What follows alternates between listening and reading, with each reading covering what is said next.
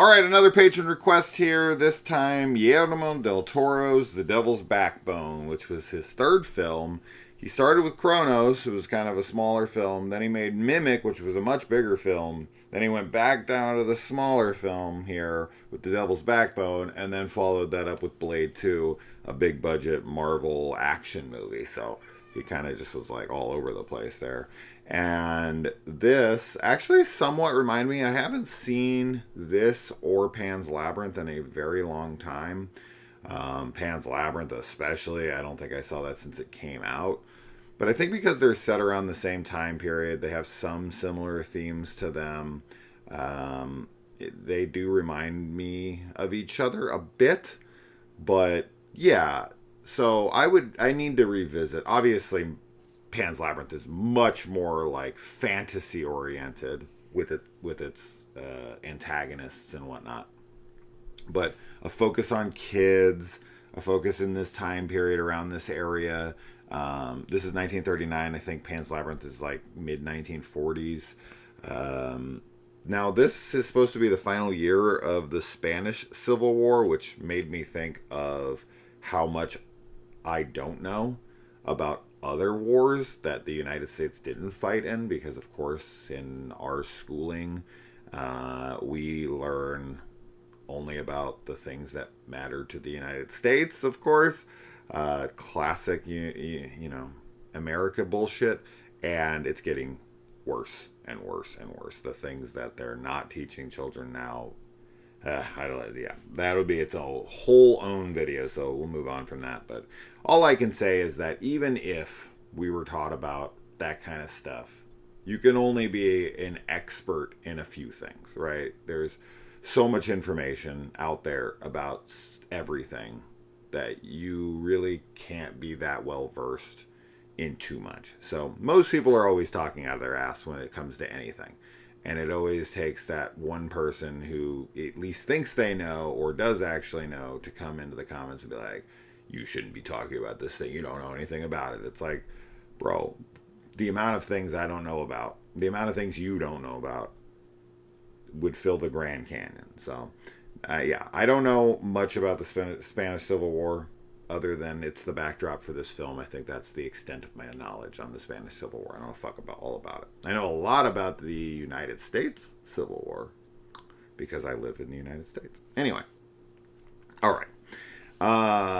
So this takes place at an orphanage, which the other film that was requested alongside of this movie is The Orphanage, that was produced by Guillermo del Toro. I have both of them on DVD, but they are, you know, out of my arm's length right now, and I don't feel like getting up and having to start this video over since I do the one take and all. So I do own them. I'll try to bring the other one. Nobody cares that I own them. But it's been a long time, so I'm glad that someone requested these, because I am definitely someone who had seen these, and I know they're beloved, and I wasn't huge on them when I watched them. Like, I liked them for sure, but I wasn't like, oh my god, these are fantastic. I definitely came up on this film this time for sure. I really enjoyed this. It's still a slower burn movie, but Del Toro definitely loves like the whimsical nature of children being put in horror settings. He definitely has a lot of that in his films, which I think is cool. Kind of like, the innocence of childhood butted up against the horrors of real life. I think that's always a good theme to explore, because, we all start as children. And these children, orphans, right, that are orphaned by the war, there's something going on around them that they don't understand, right? There's this horrible conflict that's costing so many children's parents their lives, so many people's lives. I mean, kids, parents, just any humans in general, animals, everything is getting destroyed. And they don't know why. I mean, fuck, most people don't know why. Most of the soldiers don't know why they're there. You know, they've been propagandized into believing that the others are enemies and both sides are responsible for this, and they kill each other. And you know, most of them couldn't tell you exactly why they're there. They just know that they're patriotic and they gotta take down the enemy. We always make each other into enemies. But as a child, I mean, shit, as an adult, I still don't understand it. But especially as a child, you are so confused and afraid, and you're trying to put on this tough act to harden yourself, to try to convince yourself like I can take it and this and that, because that's self-preservation kind of kicks in, and you don't want to feel weak and you don't want to feel like disempowered. So yeah, you definitely see that kind of dynamic in schools, right? You got the bully who's being bullied at home, so he tries to take the power back by bullying the kids that are smaller than him, so he feels like he has power again. You've got the kids who try to fit in. You've got, like, there's a very similar dynamic even in a setting like this. You kind of still fall in to those kind of norms. And our main character here is a kid who comes to the orphanage thinking he's just dropping by. This is fucked up. There's a lot of messed up stuff in this movie for sure. This is definitely one of the most fucked up ones. This kid's dad has died in the war. I don't know if they say anything about his mom. They might have, but they do focus on his dad because he gets killed. And this kid's there, and they're trying to drop him off. And this orphanage is very much, illustrating the fact that we don't have enough food, we don't have enough resources, we don't have enough to even take care of the kids we currently have. We're fucked here, right? They are housing a bit of a secret with this gold storage that they have, which is a huge plot point of the film. But yeah, they don't have enough to take in this kid, and he finally like talks them into it. And this kid's talking to the kids outside, and he's just like, yeah, no, like I'm just visiting. And he imagine, and man, it would have been funny had he, I don't know about talk shit, because that would not make him as endearing, because he is a very likable and relatable kid here. But if he was trying to, like, I don't know, like when the bully comes up to him, he thinks like he can push back on this kid, even though he's afraid of him. He can push back against him because he's like, it's not going to really matter. I'm getting in this car in about a minute or two, and I'm never going to see this place again.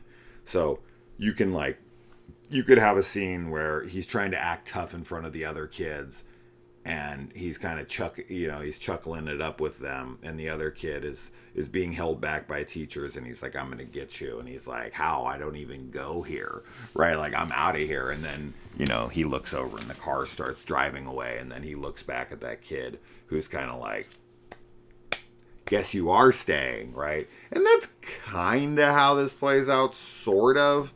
But I think it would have been funny to have that moment in there. It's not necessary, but I was thinking about that because, yeah, it's always easy. It's kind of like online culture, right?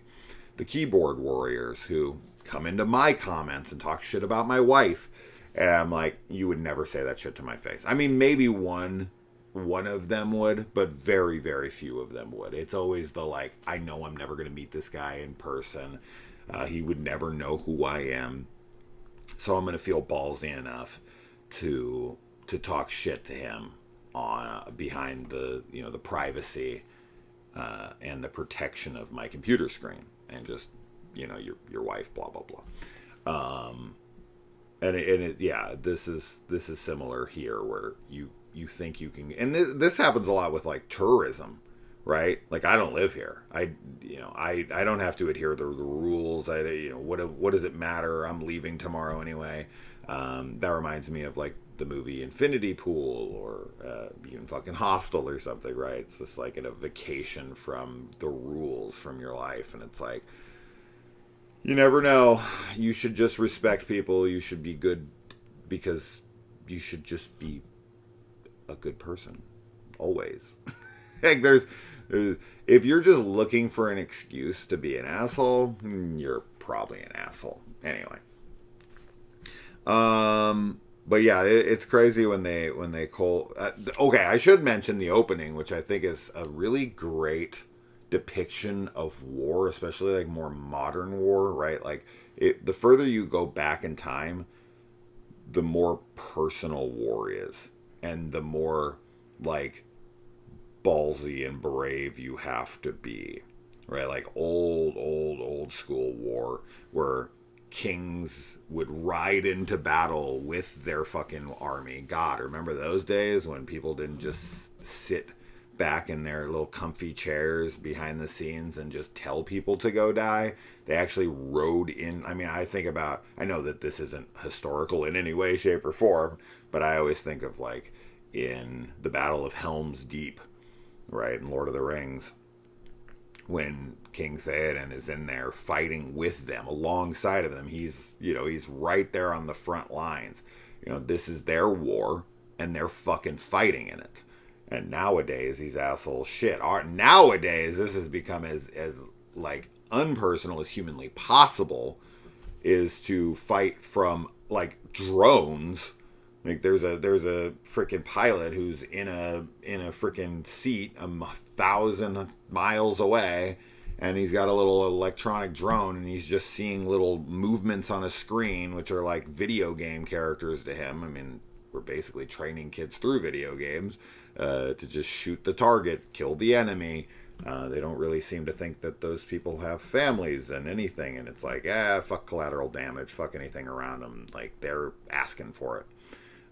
But there's this kind of cold, clinical, visual of these bomb doors opening, seeing it from the inside of the plane, and just watching the bombs drop, and they're hitting these targets, and they're exploding, and then from the comfort of the sky, the doors just like mechanically close and seal itself up as the pilots just fly away to safety. There's no interaction with the soldiers. There's no facing them head on. There's no bullets whizzing by. Now, of course, there's aerial battles. You can see it in fucking the opening of like Overlord, where these planes are getting shot out of the sky by like mortar rounds and whatnot. But there is, like, as I said, as time has went on, like if you wanted to fight a guy, if you wanted to fight a war back, before guns and before bombs and before that, you had to take a fucking sword or whatever you had, and you rush into battle, and you actually had to like face your opponent head on. And there was no distance. You weren't sniping people. You weren't using mechanical freaking help. You weren't using ingenuity, or you were just like taking brawn and boldness, and you were killing people. Terrible. All forms of war are awful. I'm not saying it is.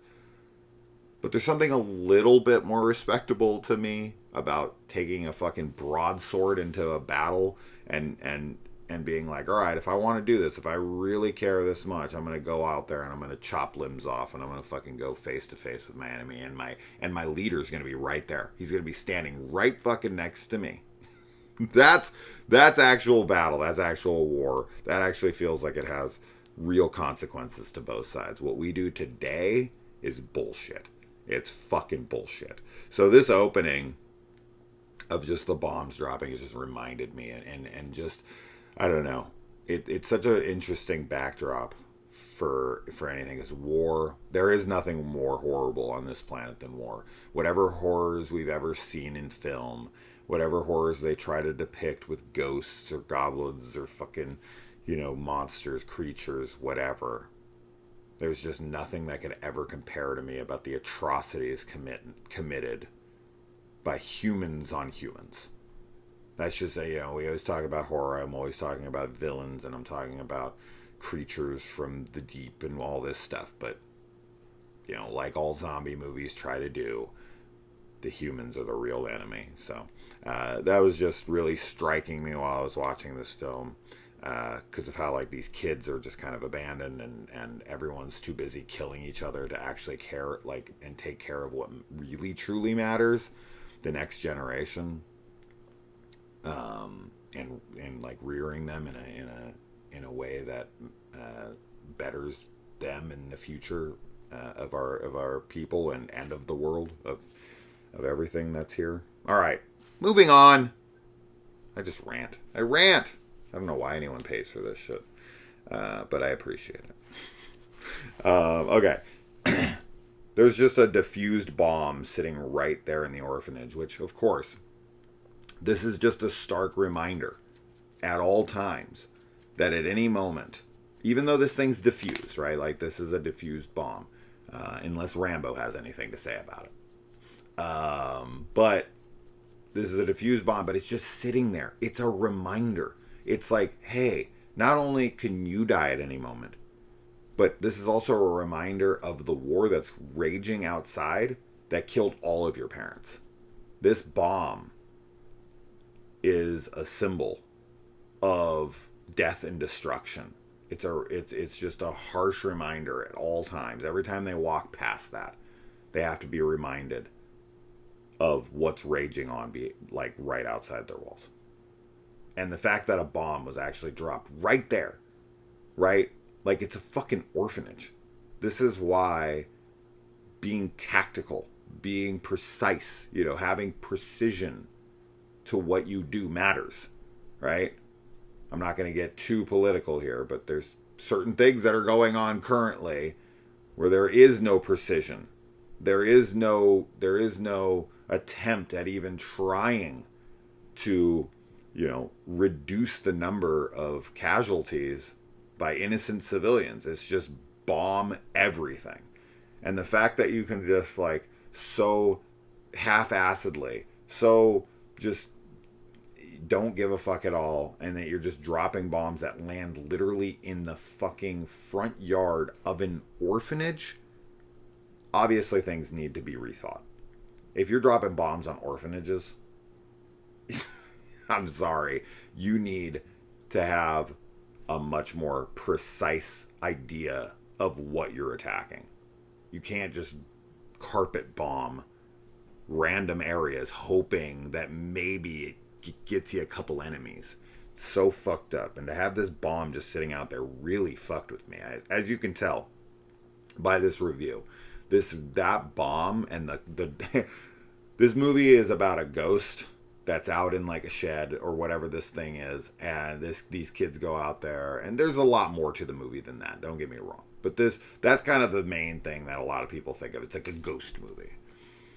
But seeing those bomb doors open, the bombs drop, and to seeing a bomb meant for death and destruction to be sitting there, not only just with, it should have killed all those kids. And I do wonder, my theory here is that the ghost, I wrote his name down. Where is it? Shit. Santi. Santi dies literally right before this bomb drops onto them. And Santi really only wants vengeance on Jacinto. And however you say his name. But that's how I wrote it here. That actually reminds me of Gears of War. Whatever, speaking of war. But anyway, he dies right before that. Is it Santi that acts almost as like a guardian angel? Like, I died. Does he have some power to stop that bomb from going off?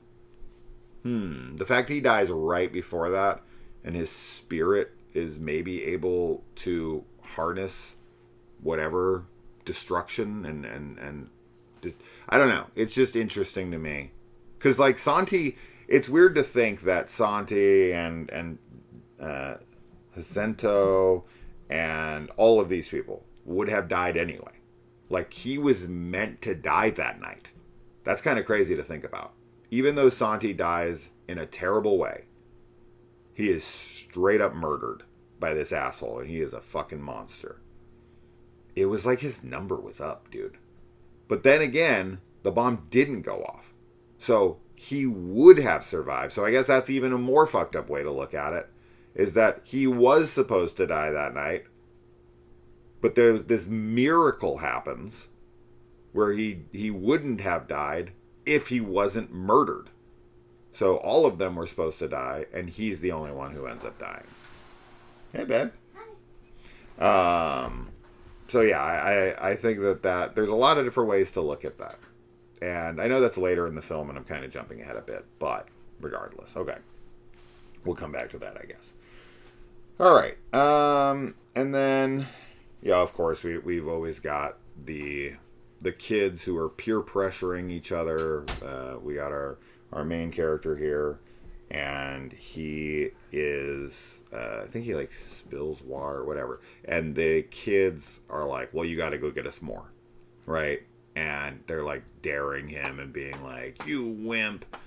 And of course, this kind of crap as kids, just like that desire to feel tough and cool and like, I don't know how I was as a kid, like a kid, but I can tell you that I am un-peer pressurable now. I am like one of the most stubborn people of all freaking time when it comes to that kind of stuff. And if I say no, and my kids know this better than anybody, that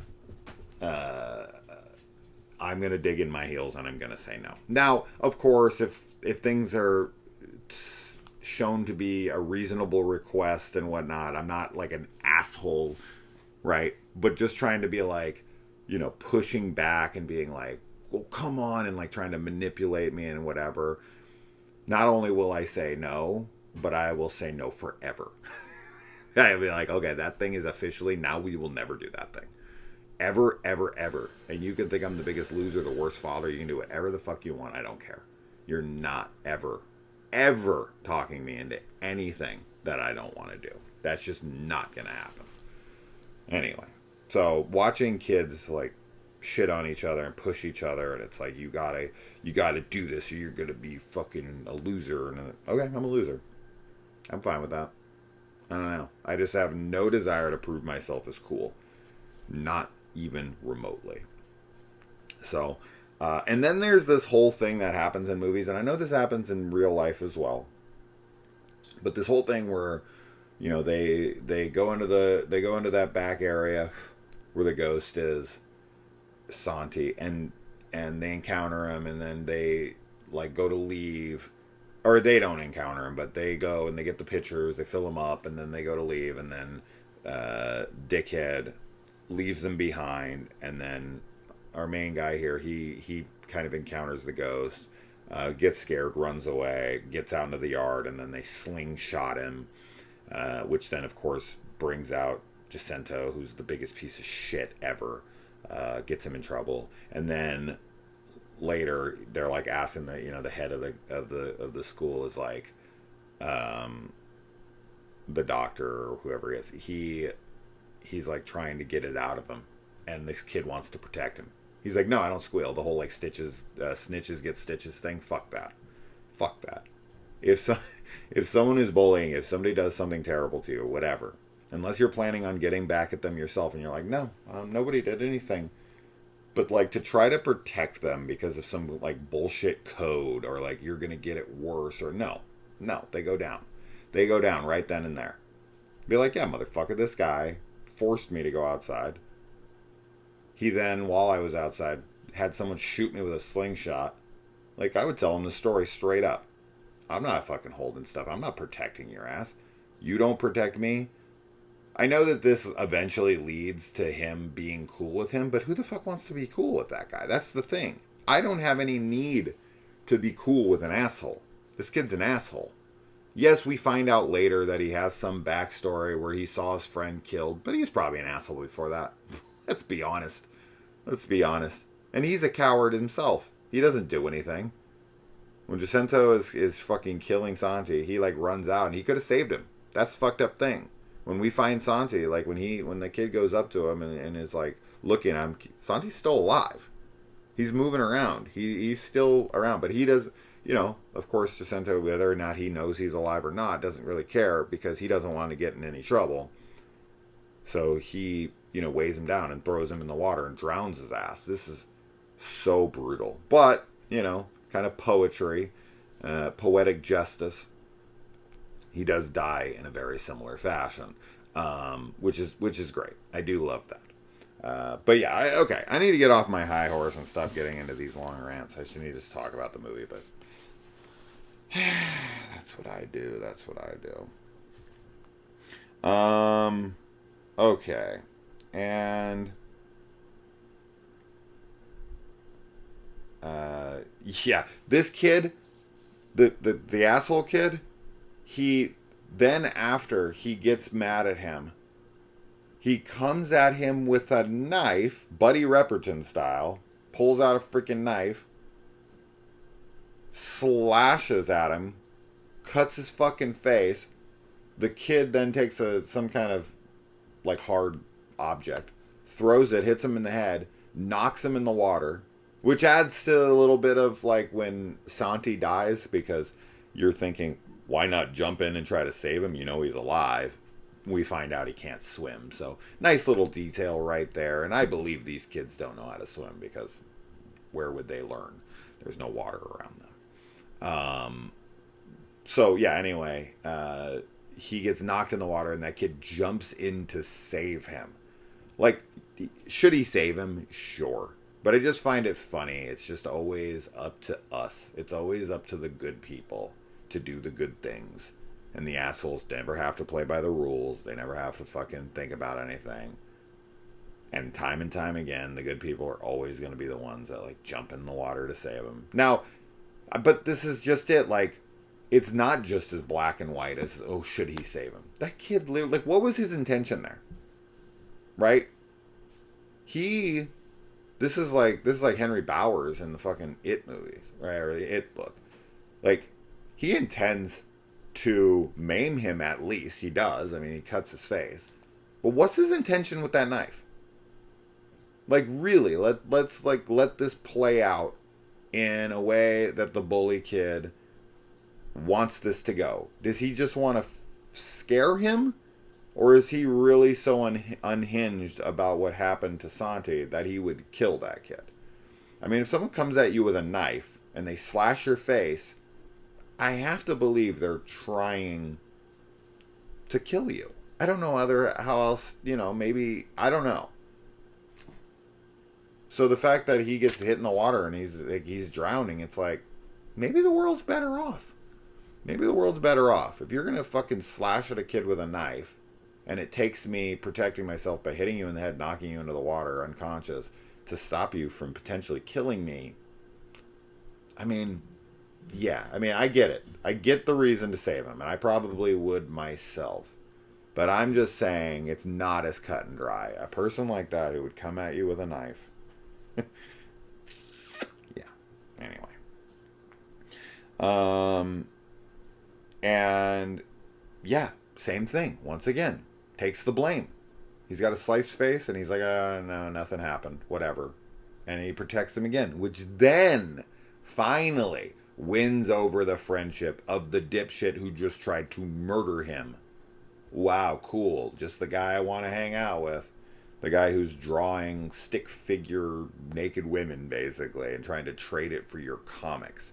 And then he's like, I'm going to be a better comic book artist than your comics. And it's like, And they're like praising his work, like, wow, that's really realistic. Bro, what? I've seen caveman paintings, caveman, like, scratchings that are more realistic than that. Ridiculous. And then, oh man, the doc storing these dead fetuses in, like, rum.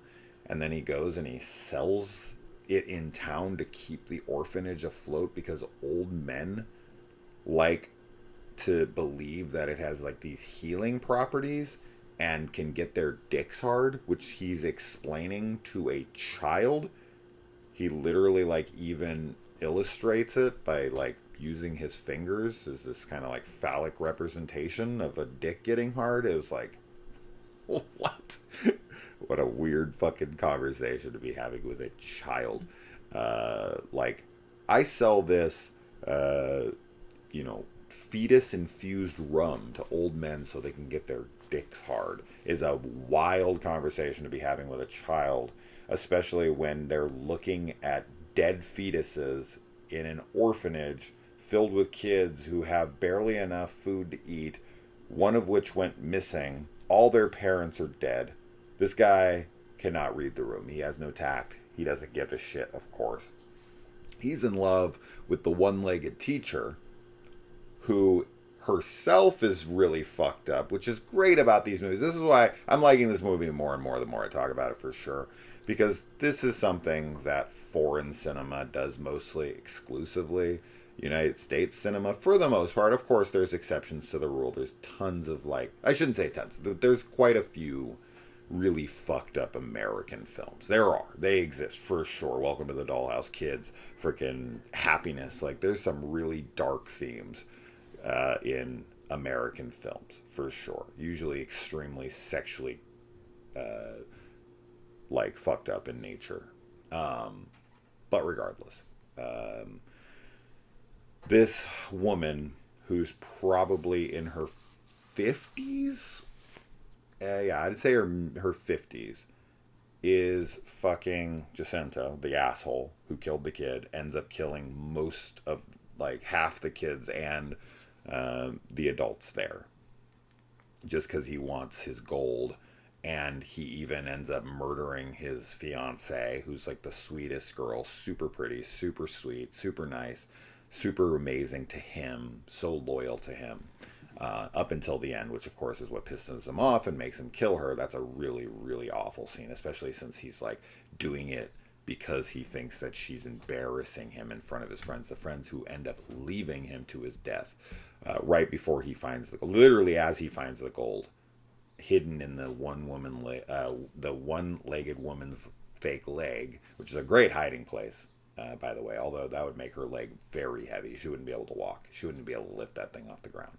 But regardless, yeah, he's got to look cool in front of those guys. Once again, this is almost like, very similar to earlier, where he's trying to impress the bully kid, and it's like, the bully kid isn't going to have your back. He don't care about you. As soon as it benefits him, he'll turn on you in a second. These assholes always do. And the same thing happens, later with Jacinto, his character. He tries to, get in cool with these other guys. His fiance even recognizes, like, I don't fucking like those guys. She's got a good barometer there. And yeah, they turn their back on them. And if they would have stayed, they would have all benefited from it. But as soon as things get tough, they're like, we're out of here. But anyways, he was a former orphan there. He came there as a child, at least 17. But I think he was like there even younger than that. But he says 17. I don't know if that's the age he came, but I'm pretty sure he was there as like a kid. And now he's fucking his teacher behind everyone's back. Like, the doc can't know about it. Nobody can know about it. And she's like ashamed for herself and whatever. And of course, he's cheating on his fiance. But she was his teacher. He was a student there as a child. And now, behind the scenes, she's fucking him because there's no one else there for her to fuck. It's really fucked up. It's really fucked up, but kind of sad at the same time. Like, I know that of course, it's like, well, that's fucked up. But it's like, I don't know, man. This is a really fucked up situation. And I don't know. I mean, it is fucked up. Don't get me wrong. It's just extenuating circumstances. Things are not how they normally are. Like, they are lonely. They are isolated. They are afraid for their lives. They feel like they could die at any moment. They feel like they're never getting out of there. He's clearly an adult now. He's clearly like a fucked up person in general, but I don't know. Maybe he got fucked up because his teacher was fucking him when he was even underage. I don't know when they started having sex. I don't know, but there's nothing's black and white in this movie. Everything has tons of shades of gray on it. Anyway, let's see. Yeah, so Jacinto, as I said, he comes back. He's pissed off. He wants to try to take the gold in front of everybody, and they kick him out. So then he comes back. He destroys the car so they can't leave. He torches the place. Like, he covers it all in gas. His fiance shoots at him, pisses him off, but he does end up setting the place on fire, which blows up the place and kills multiple kids. It doesn't instantly kill the one-legged woman, but it gives her enough time to die in the arms of the doctor who she's in love with. He's in love with her. They should have been together the whole freaking time, but for some reason they never pulled the trigger. And he like reads her this poetry as she's dying. It's a really sad scene. And then that guy runs off, Jacinto, and he comes back with his goons. And then he runs into his girl. That's when she gets murdered by him. Ugh, that's such a heartbreaking scene. Because he just like it's not brutal or anything. Like it's not like he viciously attacks her. Just kind of like very casually like just sticks a knife in her, and she just looks up at him with betrayal. But at the same time, she knew what was about to happen. But she stuck to her guns, right? She's like, no, I'm not going to give you what you want. After what you just did, no, I don't even care if I die. This is about pride for me. So, yeah.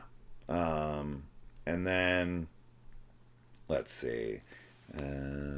Jaime is the bully kid. I already talked about all of how Santi died. And I already talked about all that. And then Conchita, that's his fiance that he kills. Ugh, so terrible. And then, oh man, when Jacinto is there and he finds the gold and everything, and he like loads his pockets up with it, which of course reminds me of DuckTales' Treasure of the Lost Lamp. Shout out to anybody who knows what the hell I'm talking about there. I love that movie so much. Anyway, I grew up on that one. That was anybody grow up on DuckTales' Treasure of the Lost Lamp? I don't feel like I get to talk about that movie almost ever, because I never meet anyone who grew up on it. But anyway. But yeah, the kids, like he's coming at one of the kids, and then he gets shanked. And I think it's by Jaime. I think the bully ends up saving the day here. I think he's the one who stabs him. I could be wrong, but I'm pretty sure it's him. But like he makes like a freaking like a makeshift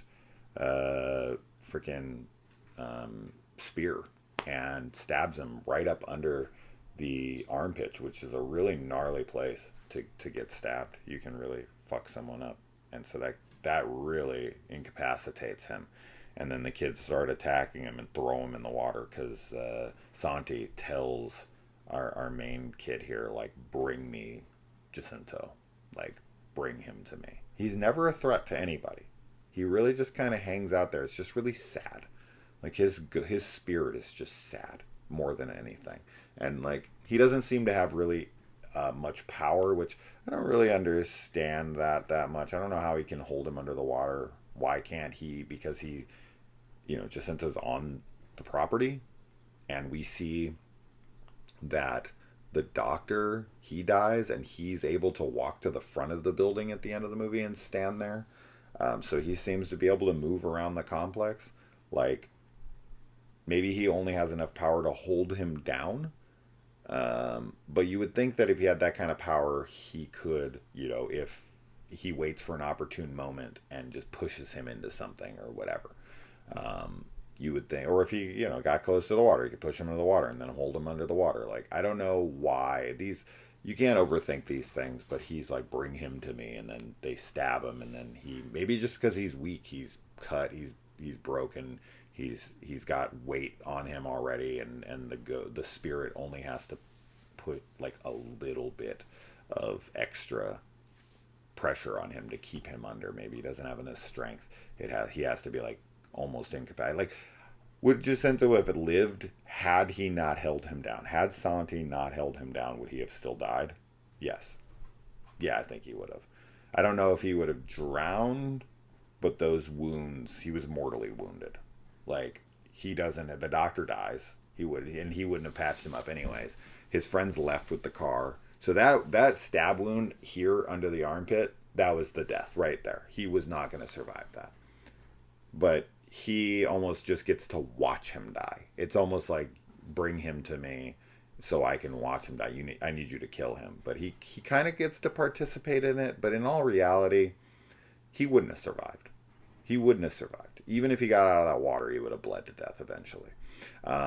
So for me, he doesn't really get his vengeance, but he does die in the same place as him, right? They both drowned after sustaining an injury and getting thrown in there and betrayed by the people around you. Like, so it is a very fitting end for him, but outside of him really just kind of getting to witness it, I don't really think Santi does a whole lot. But that's fine. And that's how a lot of people remember this movie. As I said, it's like the ghost and like Santi is the smallest part of this movie. He is like 2 minutes of this movie. He's nothing. You see him in this movie. What's his screen time? What do you think the screen time for Santi is in this film? I'm going to say it's less than 2 minutes. Like, if we're talking ghost Santi, not flashback Santi who's getting killed. No, not that kid. The actual ghost on screen in this movie. What, 2 minutes? Less? So, yeah, anyway. And then, yeah, that's it. The kids, no one gets the gold, I guess. I mean, eventually, I'm sure someone finds that area and they drain that water and there's a bunch of gold sitting there and it's a bunch of assholes who don't deserve it. I really wish they could have figured out a way for the kids to take the gold. But now, I mean, what did those kids go do? Like, it's kind of almost it's a sad ending for sure, you know, in a lot of ways, but I think it's even sadder because those kids leave there. They have to be like dehydrated. They're malnourished. They're walking out of the desert. The only car that has been seen are people who are villainous and against them. They're going to come across the dead body because they're walking straight down that road. They're going to come across the dead body of that sweet girl, Conchita, who, you know, our main kid here seems to have a crush on. So that's going to be like their only reward. Were they going to eat her? They're going to eat friggin' Conchita. That's my headcanon. They get out there and they eat her. They eat her to stay alive. And then they become like the Hills Have Eyes characters. Yeah. And then the kids in the little baby fetuses in the jar, the rum jars, that's the devil's backbone. They have exposed backbones, and the doctor tells this story about how these were kids that weren't meant to survive, and then he's like, nonsense, this is just poverty and blah blah blah. It is, I mean, it's fascinating to see, like, because these kids are like a burden now because their parents are dead and there's no one to take care of them, and there's these people that are trying to keep them alive, and it ends up getting them killed in the end. These kids feel like the devil's backbone. They feel like they shouldn't have been born. Right, like, I think that's kind of the symbolism here of like kids that should not have been born, which is a terrible way to feel, right? To feel like you're a burden, to feel like, you know, maybe it would have been better if I never was born because I'm too much to handle, even though I did have loving parents, even though I did have a stable household until this fucking war came and took everything from everybody. So I think that's interesting to see. But they anyway, that's that. I'm not going to get too much more into that, but there you go. My long ranting about God knows what, the devil's backbone. So I'll see you next time for The Orphanage. I'm looking forward to rewatching that. All right. See you in the comments. Bye.